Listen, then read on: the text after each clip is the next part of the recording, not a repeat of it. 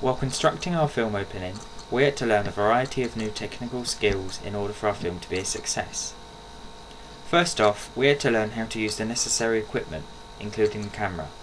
It took us some practice with the DSLR camera for us to figure out how to use it. However, by the end of our shooting period, we were all able camera users.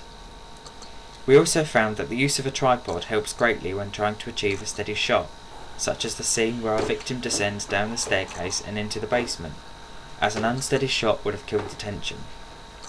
We also learnt that making sure the camera is fully charged with enough battery is extremely important, as we ran out of battery halfway through our first day of filming.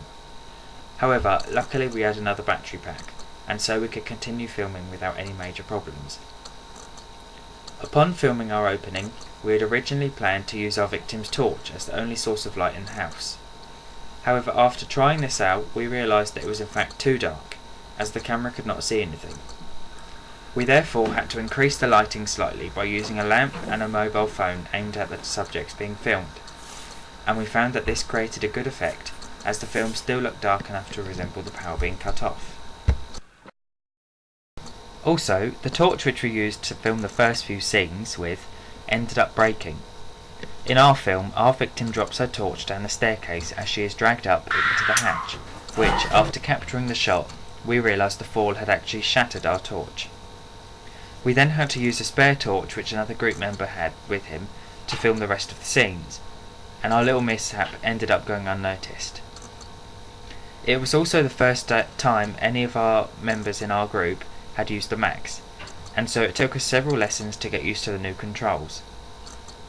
Our group also had to learn how to use new software such as Final Cut Express, which was the editing program we used. We learned how to edit our film using the Cut tool, which we found was the most important tool when editing our clips together.